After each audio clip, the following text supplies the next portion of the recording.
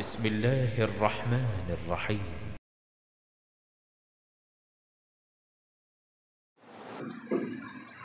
الحمد لله رب العالمين والصلاة والسلام على رسوله الكريم وعلى آله وصحبه أجمعين أما بعد قال الله تعالى في كلامه المجيد والفرقان الحميد أعوذ بالله السميع العليم من الشيطان الرجيم يا أيها الذين آمنوا اتقوا الله حق تقاته ولا تموتن إلا وأنتم مسلمون وقال الله تعالى إن الدين عند الله الإسلام عن أبي هريرة رضي الله تعالى عنهما قال قال رسول الله صلى الله عليه وسلم أكثر الذكر هذه اللذات يعني الموت رب اشرح لي صدري ويسر لي أمري واحلل عقدة من لساني يفقهوا قولي رب أبشر ولا تؤشر وتمم بالخير رب زدني علما رب زدني علما رب زدني علما যাবতীয় প্রশংসা গুণগান গুণকীর্তন হামদ শান একমাত্র আল্লাহ রাব্বুল আলামিনের নিমিত্তে, যিনি এক ও একক ওয়াহদাহু লা শারীক খালিক এবং মালিক। যে আল্লাহ রাব্বুল আলামিনের প্রশংসার ধারা শেষ করা অসম্ভব, তারই প্রশংসা করত আন্তরিকতার সাথে। ছোট্ট একটি ভাষা এক যোগে একসাথে উচ্চস্বরে পাঠ করি, আসুন আমরা বলি ফেরি আলহামদুলিল্লাহ। অতঃপর অসংখ্য দরুদ ও সালাম শান্তির ধারা বিবর্ষিত হোক আখির নবী নবী রাহমাতুল লিল আলামিন, বিশ্ব মানবতার মুক্তির দিশারি মুহাজ্জা মহাপুরুষ মুহাম্মদুর রাসূলুল্লাহ সাল্লাল্লাহু আলাইহি ওয়াসাল্লামের প্রতি আমরা বলি আল্লাহুম্মা সাল্লি আলাইহি আল্লাহুম্মা বারিক আলাইহি সাল্লাল্লাহু তাআলা আলাইহি ওয়াসাল্লাম। আনা তালিবুল ইলম, আমি একজন ইসলামের ছাত্র হিসেবে আজকের জুমার খুতবার আলোচনার বিষয়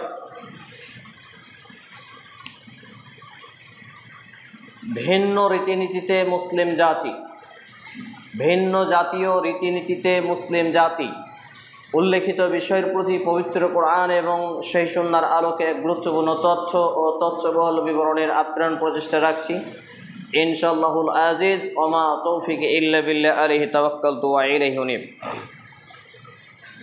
ভিন্ন জাতি, সংস্কার, সংস্কৃতি শব্দগুলো আমাদের মধ্যে প্রচলিত এবং প্রসিদ্ধ থাকলেও এর শাব্দিক, আবিধানিক, পারিভাষিক অর্থগুলো বুঝতে, অনুধাবন করতে আমরা ব্যর্থ। অর্থাৎ বর্তমান সময় আমরা নিজেদেরকে মুসলমান বলে দাবি করলেও আমাদের প্রত্যেকটা সরকারি ডকুমেন্টসে পরিচয় মুসলমান থাকলেও আমরা প্রকৃত অর্থে আল্লাহ এবং তার রসুলের গত পদ্ধতি অনুসারে আদৌ মুসলমান হতে পারিনি বলে আমার তদন্তের দাবি। সম্মানিত উপস্থিতি ভাই এবং বন্ধুগণ, বিশেষ করে এই জুমার দিন, যেটা সাপ্তাহিক একত্রিত হওয়ার দিন, 7 দিনে একটি দিন আনুষ্ঠানিকতার দিন, ছোট ঈদ বা ঈদের দিন এবং আঞ্জুমান একত্রিত হয়ে মনোযোগ সহ খুতবা শ্রবণ করার দিন। সপ্তাহে 6টা দিন আমরা কিভাবে চললাম, কিভাবে বললাম, কিভাবে উঠলাম, বসলাম, খেলাম, আদান প্রদান করলাম, তার সাপ্তাহিক রুটিন তৈরি হবে এবং সংস্কার সংশোধন হবে এই শুক্রবারের দিন এসে। অত্যন্ত লজ্জাকর বিষয়, আপনাদের এই মসজিদে এটি আমার 12তম খুতবা। এর আগে 11 বার খুতবা হয়েছে আলহামদুলিল্লাহ। বারবার একটি কথা বলেছি, সামনের কাতার ফাঁকা রেখে দ্বিতীয় কাতারে বসার কোনো বিধান নেই। অথচ দেখুন সামনে কাতারে জায়গা ফাঁকা পড়ে আছে, অথচ দেখুন দ্বিতীয় কাতার ফাঁকা পড়ে আছে। এইভাবেই আমাদের দিবারাত্রি কেটে যাচ্ছে, আমরা এগুলোকে ভ্রুক্ষেপ করছি না। কিন্তু যদি সরকারিভাবে কোনো ঘোষণা আসতো এক্ষুনি আমাদের উপরে, আমার আপনার উপরে, বিডিও অফিসে কোনো ঘোষণা আসতো এবং বলা হতো যাতে একটা পিঁপড়েও ঢুকতে না পারে, এভাবে আপনারা বসেন, তাহলে আমরা সেইভাবেই বসতাম।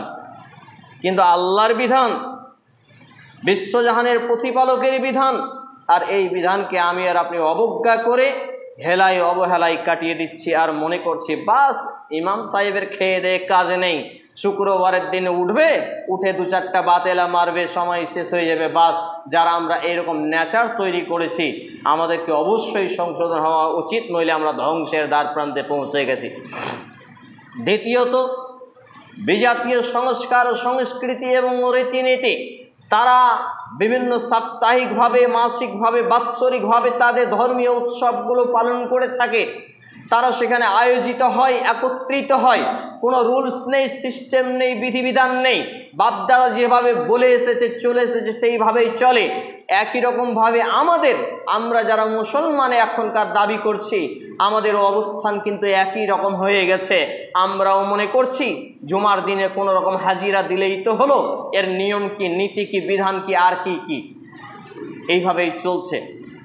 অথচ বহুবার বলেছি, শতবার বলেছি, 1200+ বক্তব্য ইউটিউবে পাবেন আমার, টোটাল বক্তব্য 1700 প্লাস পাবেন।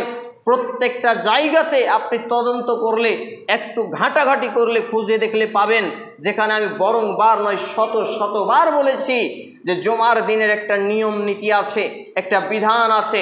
সকাল সকাল গোসল নিজে করবেন, পরিবার, ছেলে মেয়ে, স্ত্রীকে গোসল করার আদেশ করবেন, মিসওয়াক করবেন, দাঁতন করবেন, সুন্দর করে হাতের নখ, পায়ের নখগুলো কাটবেন, গোফ কাটবেন।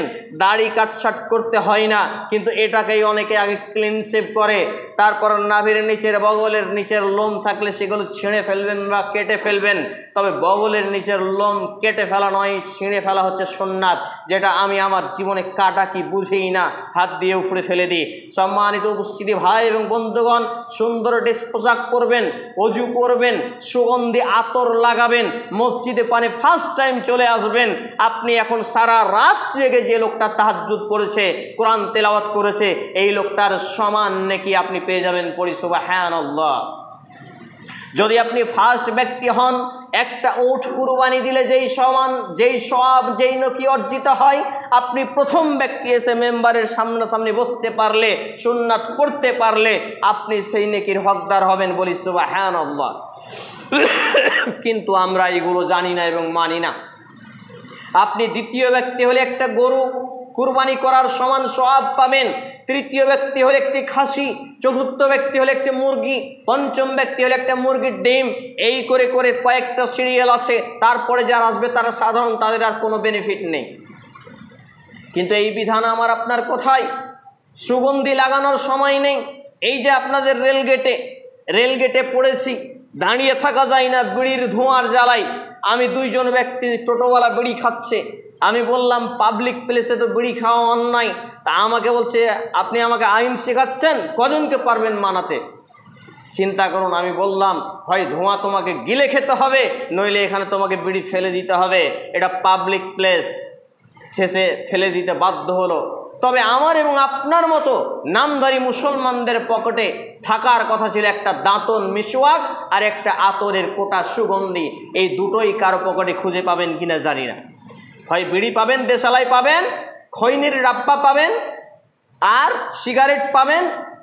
তাহলে মুসলমান আমরা কি আদৌ হতে পেরেছি, নাকি বিজাতীয় রীতিনীতি, সংস্কার, সংস্কৃতিতে ঢুকে গেছি? আমি এভাবে খুতবা দিই বলে অনেকেই বলে আপনি সবই শুধু আমাদের ভুলগুলোই ধরেন, তাহলে আমরা বাঁচবো কি করে? তাহলে সবই যদি আপনারা ভুলের মধ্যে ডুবে থাকেন, দোষটা আমার না আপনাদের? বলেন। মনে করেন আপনার পা থেকে মাথা পর্যন্ত পুরো শরীরে গোবর লেগে আছে, তা আমি এটাকে গোবর বলবো না আতর বলবো? গোবরিতে বলতে হবে। তাহলে আমার আপনার মধ্যে ভুল থাকলে ভুলগুলো ধরে দেওয়া আমার ইমানই দায়িত্ব। এই খুতবায় উঠেছি, আমি যদি হক কথা, সত্য কথা না বলি, কিয়ামতের মাঠে মিশকাতুল মাসাবি হাদিস নাম্বার 5259 ক্রমিক নম্বরে আল্লাহ রাসূল সাল্লাল্লাহু আলাইহি সাল্লাম বলছেন, কেউ যদি হক না বলে, সত্য না বলে, কোরআন এবং হাদিসের সঠিক কথা না বলে, জাহান্নামকে যেমন ঘোড়ার লাগাম পরানো হয়, ওই ব্যক্তিকে জাহান্নামের লাগামকে পরিয়ে টেনে হেঁচড়ে জাহান্নামে নিক্ষেপ করা হবে। তাহলে আমি কি জাহান্নামে যেতে যাই নাকি জান্নাতে যেতে যাই? জান্নাতে যেতে যাই। তাহলে আমাকে সত্য বলতে হবে। সম্মানিত উপস্থিতি ভাই এবং বন্ধুগণ, দ্বিতীয় খুতবার পরে প্রথম দফায় আপনাদের সামনে একটি আয়াত পাঠ করেছি। সে আয়াতটি খুবই প্রসিদ্ধ আয়াত, যেটি প্রথম খুতবায় পড়তে হয়। আল্লাহ রাব্বুল ইজ্জাত তিনি বলছেন, ইয়া আইয়ুহাল্লাযীনা আমানুত্তাকুল্লাহা, হাক্কা তুকাতিহি ওয়া লা তামুতুন্না ইল্লা ওয়া আনতুম মুসলিমুন। হে ঈমানওয়ালা সম্প্রদায়কে, আমার মতো আপনার মতো হতভাগা যারা শুক্রবার মসজিদে এসেছি, যারা খাসি গরু কুরবানি দিই, মূলত আমাদেরকে ঈমানওয়ালা করে মার্ক টার্গেট করে আল্লাহ তাআলা বলছেন, তোমরা যারা ঈমান এনেছো শুনে রাখো, ইত্তাকিল্লাহ, আল্লাহকে ভয় করো। হাক্কা তুকাতিহি, যথাযথ আল্লাহকে ভয় করো, সত্য সত্য আল্লাহকে ভয় করো। ইল্লা ওয়া আনতুম মুসলিমুন, আর জেনে রাখো অন্ততপক্ষে মুসলমান না হয়ে মৃত্যুবরণ করো না। তাহলে আমি আর আপনি কি আদৌ মুসলমান হতে পেরেছি কিনা, যখন কোরআন এবং হাদিস আমি আপনি পড়ব তখন তোই বুঝবো। এই যে গত 7 দিন ধরে বিছানায় শায়িত ছিলাম অসুস্থতার কারণে, আব্বাজান রাহিমাহুল্লাহ মৃত্যুবরণ করেছেন গত মাসের আগস্ট মাসের 3 তারিখে। আব্বার মৃত্যুর পরে অসুস্থ হয়েছি, ইমামতি করেছেন, ওইদিকে 19 বছর, এইদিকে 8 বছর, প্রায় 27 বছর ইমামতি করলেন। 50 বছরে যুক্তি গিয়ে দুনিয়া ছেড়ে চলে গেলেন। আব্বার মৃত্যুর শোকে শোকাহত হয়ে অসুস্থ হয়ে পড়লাম, 7 দিন বিছানাধীন হয়ে পড়েছিলাম। এমতো অবস্থায় আমি একটা জিনিস উপলব্ধি করেছি এবং গবেষণা করেছি। আমি নিজেকে নিয়ে, নিজের পরিবারকে নিয়ে, নিজের ছেলে মেয়েকে নিয়ে, পাড়া প্রতিবেশী সমাজকে নিয়ে, জাতিকে নিয়ে একটা গবেষণা করেছি 7 দিন যাবত। একটা বিষয়, ফেসবুককে আনইনস্টল করে রেখেছিলাম, ফেসবুক খুলিনি, কারণ ফেসবুকে সময়ের অপচয় হয়, নোংরামি আসে বলে গবেষণা করার জন্য শুয়ে শুয়ে সালাত আদায় করেছি, বসে বসে সালাত আদায় করেছি, দাঁড়িয়ে দাঁড়িয়ে সালাত আদায় করেছি। কারণ নবী মুহাম্মদুর রাসূলুল্লাহ সাল্লাল্লাহু আলাইহি সাল্লাম বলছেন, তোমরা সালাত আদায় করো দাঁড়াইতভাবে, দাঁড়িয়ে দাঁড়িয়ে, যদি না পারো বসে বসে, যদি না পারো শুয়ে শুয়ে সালাত আদায় করো। দেহে শ্বাস থাকা পর্যন্ত সালাত অর্থাৎ নামাজ পড়তেই হবে। আজকে আমি আর আপনি একটু বাহানাতেই, যুবক ভাইরা বলে প্যান্টটা ভালো নেই, আজকে নামাজ পড়তে যাব না, বৃদ্ধরা বলে নামাজ এখানে ধরিনি, নামাজ নাকি ধরার জিনিস, ছাড়তে হয় কিন্তু ধরা হয় না। এইভাবে টাল বাহানা করে কেটে যায়। দিন শেষে, বেলা শেষে, মাস শেষে, বছর শেষে, জীবন শেষে কবর পানি আমি আপনি চলে যাই। কবরে গিয়ে আমাকে আপনাকে পেটাই, সারা পৃথিবীর লোক শুনতে পাই, মানুষজন ছাড়া, মানুষ আর জিন ছাড়া সব কিছু শুনতে পাই, মাইকটা শুনতে পাই, ফ্যানগুলো শুনতে পাই, দেয়াল শুনতে পাই, গরু ছাগল বকরি শুনতে পাই, এই কবরের চিৎকার কিন্তু মানুষ শুনতে পায় না। তাই তো হতভাগা নামদারি মুসলমানরা মুসলমান হয় না, মুসলমান দাবি করে কিন্তু তারা নামাজ আদায় করে না। সম্মানিত উপস্থিতি ভাই এবং বন্ধুগণ, দিবারাত্রি আমরা হাক্কা তুকাতি, সত্য সত্য মুসলমান হওয়া থেকে দূরে থেকেছি। সত্য সত্য আল্লাহ ভীতি কি আমরা বুঝি না। সত্য সত্য আল্লাহ ভীতি কি একটু দেখাবো আপনাকে। আমি আপনার মসজিদে খুতবা দিতে আসছি, রাস্তায় আপনার সঙ্গে দেখা, আপনি হুক্কা মারছিলেন, টান এইরকম করে টান মারছিলেন, আমাকে দেখে বিড়িটা পেছন দিকে করে দিলেন। এটা আল্লাহ ভীতি না আমাকে ভয় করা হলো, কোনটা বলেন? আল্লাহ ভীতি থাকলে বিড়ি খাওয়া হারাম, আপনি খাবেন না। আপনি আমাকে ভয় দেখিয়ে কি করতে চাচ্ছেন, কি বোঝাতে চাচ্ছেন? কোনো লাভ আছে?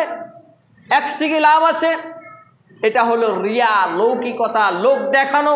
আর লোক দেখানো কর্ম যে করবে সে দুনিয়াতে পেয়ে যাবে, পরকালে তার জন্য জাহান্নাম অনিবার্য হয়ে যাবে।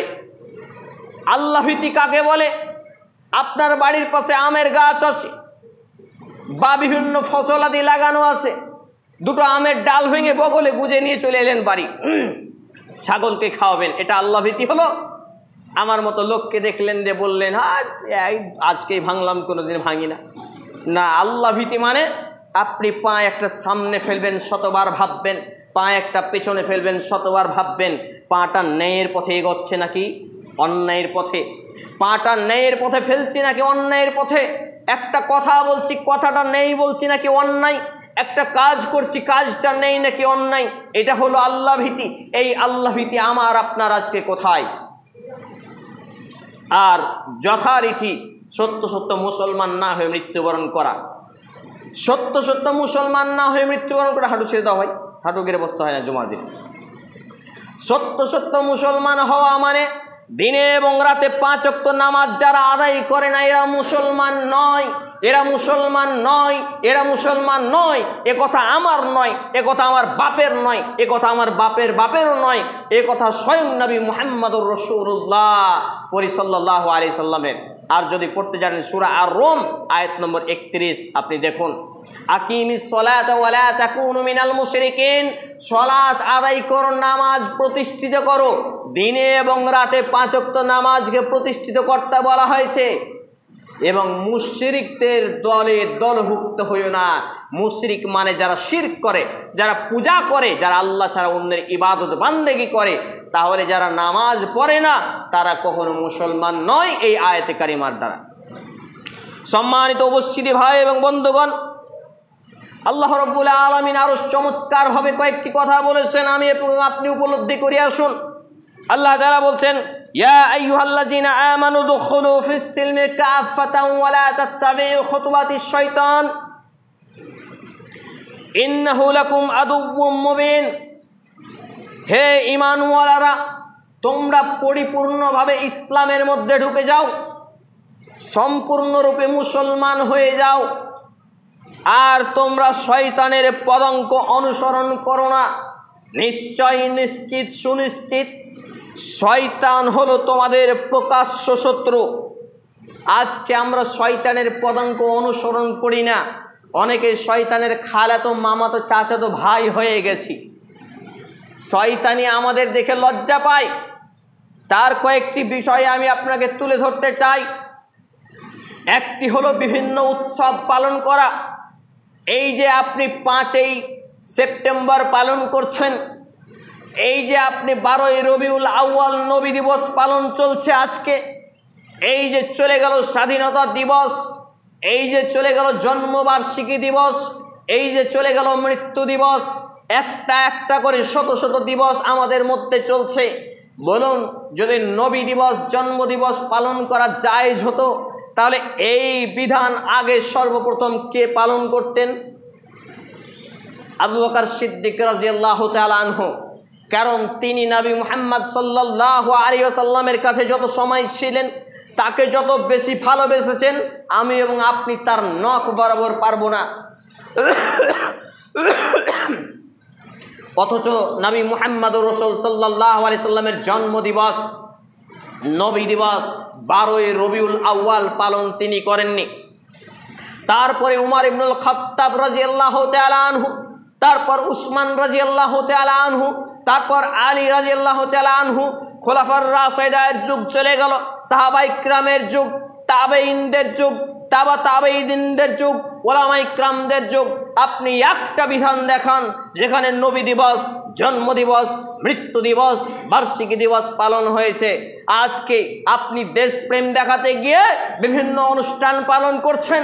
আর দেশপ্রেম কি অনুষ্ঠান পালন করে হয়, নাকি দেশের মানুষের সেবা করে হয়, দেশের মানুষের উপকার করে হয়? বলেন দেখি, বোঝাতে পারছি না।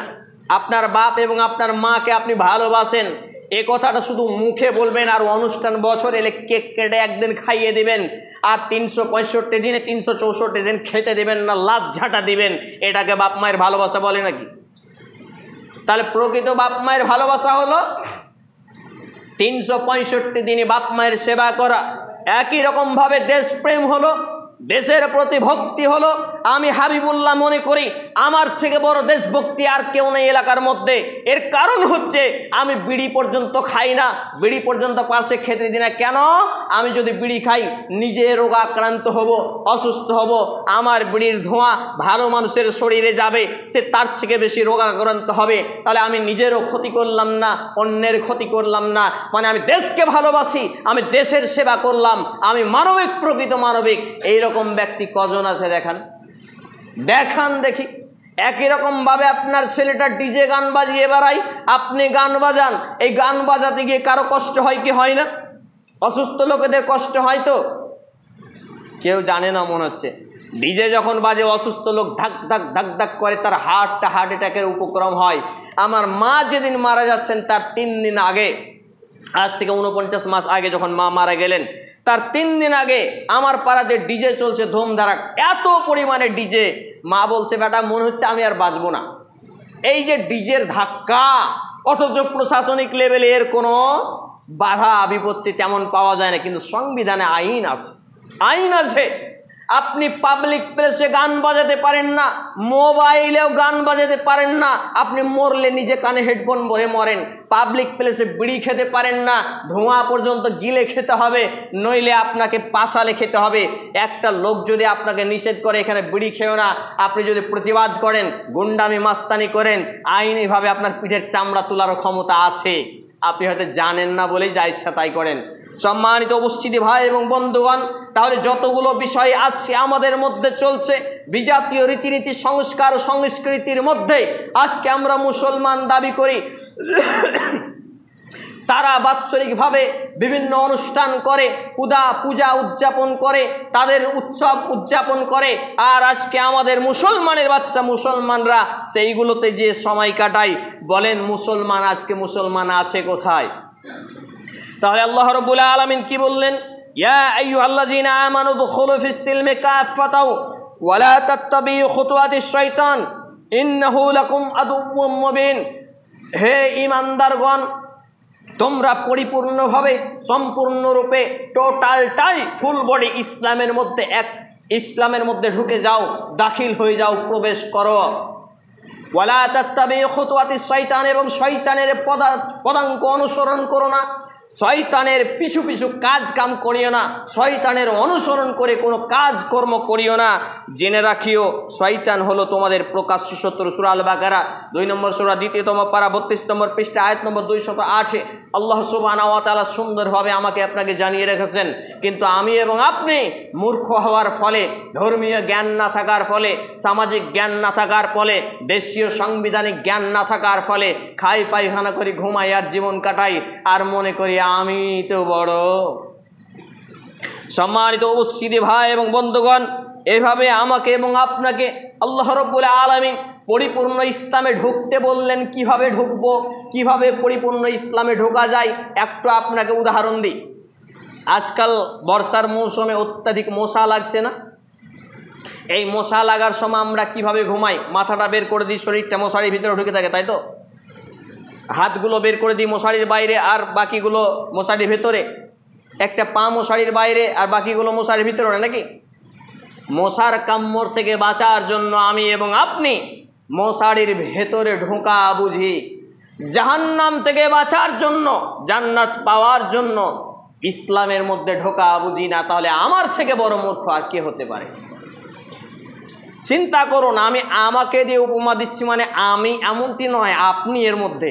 আরে আমি তো ভিন্নভাবেই চলি, আলহামদুলিল্লাহ। সম্মানিত উপস্থিতি ভাই এবং বন্ধুগণ, আপনার ছেলেটা মশারির ভিতর থেকে হাতটা বের করে দিয়েছে, আপনি বাপ বলছেন আব্বু মশাই কামড়ে নিবে, আব্বু ঢুকে যাও, ভেতরে ঢুকে যাও। দেখেন আপনি মশারির ভিতরে ঢোকা বোঝেন। আপনার ছেলেটা মোবাইলে গান বাজাচ্ছে, কার্টুন দেখছে, বিভিন্ন ফিল্ম দেখছে, কমেডি দেখছে, আপনি একবারও বলছেন না আব্বু জাহান্নামে যাবে, এটা ফেলে দাও, এটা দেখিও না, একবারও বলেন না। দেখেন, তাহলে আমরা জাহান্নাম থেকে বাঁচার জন্য ইসলামে ঢোকা বুঝি না, মশার কামড় থেকে বাঁচার জন্য, ডেঙ্গু, ম্যালেরিয়া, টাইফয়েড থেকে বাঁচার জন্য মশারির ভিতরে ঢোকা বুঝি।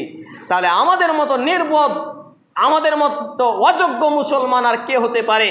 সম্মানিত উপস্থিতি ভাই এবং বন্ধুগণ, আমি আপনাকে যেটা শেষ মেসেজ দিতে যাচ্ছি, যে হাদিসটি আপনার সামনে পড়েছিলাম, সেটা হচ্ছে আন আবি হুরায়রা রাদিয়াল্লাহু তাআলা আনহু قال قال رسول الله صلى الله عليه وسلم اكثر الذكر هذه اللذات يعني الموت। আবু হুরায়রা রাদিয়াল্লাহু তাআলা আনহু তিনি বলছেন, নবী মুহাম্মদুর রাসূলুল্লাহ সাল্লাল্লাহু আলাইহি ওয়াসাল্লাম বলেছেন, তোমরা দুনিয়ার স্বাদ নষ্টকারী, পৃথিবীর রং তামাশা নষ্টকারী, দুনিয়ার আনন্দ উল্লাসকে বিনষ্টকারী, দুনিয়ার ভোগ বিলাসিতা নষ্টকারী বিষয়কে বেশি বেশি স্মরণ করো। সেটা হচ্ছে কি? ইয়ানিল মাউতা, অর্থাৎ মৃত্যুকে বেশি বেশি স্মরণ করো। আমি এবং আপনি বোধহয় মৃত্যুকে খুব বেশি স্মরণ করি, তাই তো? আমি এবং আপনি মৃত্যুকে খুব বেশি স্মরণ করি বলেই মুয়াজ্জিন মসজিদে রাখছে আস-সালাতু খায়রুম মিনান নাওম, ঘুম থেকে সালাত উত্তম। আর আমি আর আপনি বালিশটা কানের উপরে এভাবে চাপা দিয়ে বলছি এখন তো ঘুমটাই পূরণ হয়নি, কারণ রাত্রে 2টা 2:30টায় তো ঘুমিয়েছি। আর শয়তানের চোখে মুখে কানে মুতে ভরে দিয়েছে, আর আমি আর আপনি আনন্দের ঘুম ঘুমাচ্ছি। এটাই মুসলমান। আবার জোহরে মুয়াজ্জিন বলছে হাইয়া আলাস সালাহ, সাফল্যের জন্য, সালাতের জন্য এসো। হাইয়া আলাল ফালাহ, সাফল্যের জন্য এসো। সাফল্য পেতে সাকসেস হতে আজকের যুবকরা কি না করে, master, doctor, professor, barrister, engineer কোন পথে না হাঁটে, অথচ চূড়ান্ত সাফল্য আল্লাহ রাব্বুল আলামিন মেসেজ দিয়ে দিয়েছেন যে হাইয়া আলাস সালাহ, সালাতের জন্য এসো মসজিদে। হাইয়া আলাল ফালাহ, সাফল্য নিয়ে বেরিয়ে যাও। সুবহানাল্লাহ। কিন্তু এই জ্ঞান কোথায়? সব থেকে বড় ভয়ঙ্কর একটা বিষয়, আমি যেটাই কয়েকদিন গবেষণা করলাম, এই 7 দিন বিছানায় শায়িত হয়ে অসুস্থ থাকা অবস্থায় যেটা সব থেকে বেশি গবেষণায় আমি যেটা পেয়েছি, সেটা হচ্ছে একজন ব্যক্তি বিছানায় অসুস্থ হয়েও শুয়ে শুয়ে হলেও সে সালাত আদায় করে, নামাজ আদায় করে, কারণ সে জানে বেনামাজি অবস্থায় যদি মারা যায় 70টা পৃথিবীর মতো পৃথিবী যদি মানুষকে উপকার করে থাকি, 86 বার যদি হজ করে থাকি, যতই ভালো কাজ করি না কেন আমার জান্নাতে যাওয়া হবে না, এই ভয়ে একটা লোক উঠে বসতে পারে না, বিছানায় শুয়ে শুয়ে চোখের পানি ঝরিয়ে গড়িয়ে বিছানায় শায়িত অবস্থায় দৈনিক 5 ওয়াক্ত সালাত নামাজ আদায় করে। কিন্তু ওয়াধম, পাপী, বদ, দুশ্চরিত্র, বেঈমান, বেদিন, মুনাফিক মার্কা নামধারী মুসলমানরা ঠিক চলাফেরা করে, হাঁটা চলা করে, দৌড়াদৌড়ি করে, ছুটাছুটি করে, কিন্তু মসজিদের ডাককে অবজ্ঞা করে। এই যে মসজিদের 4 দেওয়ালের পাশে যতগুলো বাড়ি আছে, মুসলমানের বাড়ি নাকি হিন্দুর বাড়ি, খ্রিস্টান ডমচামার মেথরের বাড়ি, কার বাড়ি ভাই? মুসলমানের বাড়ি। তো মুসলমানের বাড়ি, সে ডাকটা যখন মুয়াজ্জিন দিচ্ছে, মুয়াজ্জিন তার আব্বার ডাক দিচ্ছে, বলছে যে আমার আব্বা ডাকছে এসো, কথা বলছে। আল্লাহু আকবার, আল্লাহু আকবার, আল্লাহ সবচেয়ে বড়, আল্লাহ সবচেয়ে বড়, এই কথা বলেছে। আশহাদু আল্লা ইলাহা ইল্লাল্লাহ, তিনি সাক্ষ্য দিচ্ছে আল্লাহ ছাড়া সত্য কোনো ইলাহ উপাস্য নেই। আশহাদু আন্না মুহাম্মাদুর রাসূলুল্লাহ, আর মুহাম্মদ সাল্লাল্লাহু আলাইহি সাল্লাম হলেন আল্লাহর প্রেরিত বান্দা নবী ও রাসূল। হাইয়া আলাস সালাহ, সালাতের জন্য এসো। হাইয়া আলাল ফালাহ, সাফল্য নিয়ে বেরিয়ে যাও। আল্লাহু আকবার, আল্লাহু আকবার, আল্লাহ সবচেয়ে বড়, আল্লাহ সবচেয়ে বড়, লা ইলাহা ইল্লাল্লাহ, তিনি ছাড়া সত্য কোনো ইলাহ উপাস্য নেই। তবে এই আল্লাহর ডাককে অবজ্ঞা করার শাস্তি পাবে বেনামাজি, নামাজ ত্যাগ করার শাস্তি পাবে বেনামাজি। এত বড় মসজিদ নির্মাণ করেছে, মসজিদে মুসল্লি হয়নি, এর শাস্তি পাবে নামাজ। এই মুসলমানের বাচ্চারা আজকে সমাজে যারা বড় বড় মসজিদ নির্মাণ করেছে, এই ফ্যান, লাইট, মাইক, হ্যান ত্যান সব লাগিয়েছে, মসজিদে মুসল্লি হয়নি, কমিটি সহ সবাইকে জাহান্নামে নিক্ষেপ করা হবে। এর কারণ মসজিদকে আবাদ করার জন্য নির্মাণ করা হয়, মসজিদকে লোক দেখানোর জন্য নয়, যে আমাদের গ্রামে ঘন ঘন মসজিদ, অমুক আর তমুক আর হ্যান আর ত্যান। মসজিদ আবাদ করার জন্য মানে হচ্ছে আস-সাজিদ, সাজিদ বলা হয় তাকে যে সাজেদা করে, আর সাজেদার স্থান হচ্ছে মসজিদ। অতএব আমাকে এবং আপনাকে বেজাতীয় রীতিনীতি ত্যাগ করে পরবর্তী ওয়াক্ত থেকে সলাতুল আসর থেকেই প্রকৃত অর্থে মুসলমান হতে হবে, সত্য সত্য মুসলমান হতে হবে। এক কান দিয়ে শুনলাম আর এক কান দিয়ে বের করে দিলাম, এর পরিণতি হবে জাহান্নামের আগুনের গলিত সীসা কানে ঢেলে দেওয়া হবে, আর ফেরেশতা মগরি দিয়ে পিটাবে, হাতুড়ি দিয়ে পিটাবে। একটা হাতুড়ির পিটনে নবী মুহাম্মদুর রাসূলুল্লাহ সাল্লাল্লাহু আলাইহি সাল্লাম বলছেন, ইসবাতু আজাবিল কবর গ্রন্থে এসেছে হাদিসটি, যে একটা হাতুড়ির বাড়ি, যেই হাতুড়িটা যদি কোনো পাহাড়ে মারা হয়, পাহাড়টা চূর্ণ বিচূর্ণ তুলার মতো উঠতে থাকবে। এইরকম একটা হাতুড়ি দিয়ে বেনামাজি, বেদিন, বেঈমানগুলোকে মারা হবে, আর সে মাটির 70 গজ নিচে চলে যাবে। নাউযুবিল্লাহি মিন যালিক। এরপরেও আমাদের ভয় হবে না? সম্মানিত উপস্থিতি ভাই এবং বন্ধুগণ, আসুন আমরা পবিত্র কোরআন এবং সহিহ সুন্নাহকে ফলো করি, আমরা পবিত্র কোরআন এবং সহিহ হাদিসের আলোকে আমাদের জীবনকে গঠন করি। আমরা জুমার খুতবায় যা শুনলাম তা যেন মান্যতা করি, আমরা যা শুনলাম তা মান্যতা করার পরে যেন অন্যের কানে পৌঁছে দিই। আর আরেকটি রিকোয়েস্ট করব, মেয়েদের জুমার ব্যবস্থা করুন ইমিডিয়েট। মেয়েদের জুমার ব্যবস্থা করুন। মা এবং বোনরা এখন সব থেকে বেশি বেদিন বেঈমান হচ্ছে, জেনা ব্যভিচারের মতো অশ্লীলতায় লিপ্ত হচ্ছে। শুধু জুমা নয়, 5 ওয়াক্ত নামাজের ব্যবস্থা করুন মেয়েদের। মসজিদ কমিটি, মাদ্রাসা কমিটি, ঈদগাহ কমিটি টোটালকে চ্যালেঞ্জ করেছি আমি, যদি এরা ব্যবস্থা না করে খুব শীঘ্রই এরা যখনই মারা যাবে তখনই পাকড়াও হবে, কবরে পাকড়াও হবে, কিয়ামতের মাঠে পাকড়াও হবে, জাহান্নাম যেতে হবে এই সিদ্ধান্তের কারণে। অতএব মেয়েদের জন্য সালাতের ব্যবস্থা করুন, মেয়েদের জন্য জুমার ব্যবস্থা করুন, তারাবির ব্যবস্থা করুন, ঈদের ব্যবস্থা করুন। আল্লাহ রাব্বুল আলামিন যেন আমাদেরকে সুমতি দিন, আমরা বলি আল্লাহুম্মা আমিন। হে আল্লাহ রাব্বুল আলামিন, আমরা যারা উপস্থিত জুমার ঘরে উপস্থিত হয়েছি, আল্লাহ আমাদের এই উপস্থিত হওয়ার ওসিলাকে কেন্দ্র করে আমাদের জীবনের জানা অজানা, প্রকাশ্যে গোপনে, ছোট বড় সমস্ত পাপগুলোকে মাফ করে দিন, আমরা বলি আল্লাহুম্মা আমিন। হে আল্লাহ রাব্বুল আলামিন, আমরা যারা অসুস্থ আমাদেরকে পূর্ণাঙ্গ শেফায়ে কামেলা আজিলা দিন, আমরা বলি আল্লাহুম্মা আমিন। হে আল্লাহ রাব্বুল আলামিন, আমরা যারা অভাবী আমাদেরকে অভাবমুক্ত হালাল জীবিকা নির্বাহ করার তৌফিক নসিব করুন, আমরা বলি আল্লাহুম্মা আমিন। হে আল্লাহ রাব্বুল আলামিন, যতগুলো যুবক এখানে এসেছে তাদের গায়রত, তাদের হায়া, তাদের লজ্জাকে জাগ্রত করে পরবর্তী সময় পর থেকে তাদেরকে পরিপূর্ণ মুসলমান হওয়ার তৌফিক নসিব করুন, আমরা বলি আল্লাহুম্মা আমিন।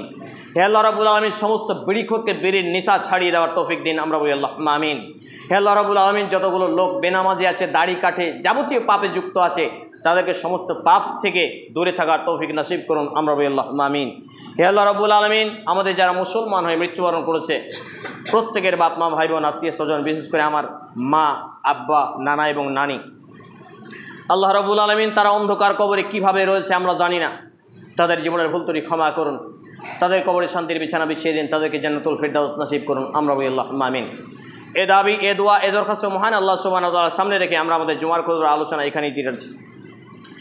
আল্লাহুম্মা সাল্লি আলা মুহাম্মাদিন ওয়া আলা আলি মুহাম্মাদ কামা সাল্লাইতা আলা ইব্রাহিম ওয়া আলা আলি ইব্রাহিম ইন্নাকা হামিদুম মাজিদ। আল্লাহুম্মা বারিক আলা মুহাম্মাদিন ওয়া আলা আলি মুহাম্মাদ কামা বারাকতা আলা ইব্রাহিম ওয়া আলা আলি ইব্রাহিম ইন্নাকা হামিদুম মাজিদ। সুবহানা রাব্বিকা রাব্বিল ইজ্জাতি আম্মা ইয়াসিফুন ওয়া সালামুন আলাল মুরসালিন ওয়া আখিরু দাওয়ানা আনিল হামদুলিল্লাহি রাব্বিল আলামিন। আসসালামু আলাইকুম। আপনি কি বিয়ে করব মনে করছেন? পাত্রপাত্রী খুঁজতেছেন? তাহলে যোগাযোগ করুন নিকাহ প্ল্যাটফর্মে। এটি দিনদার পাত্রপাত্রী খোঁজার একমাত্র শারিয়া ভিত্তিক প্ল্যাটফর্ম। মোবাইল 9002939159।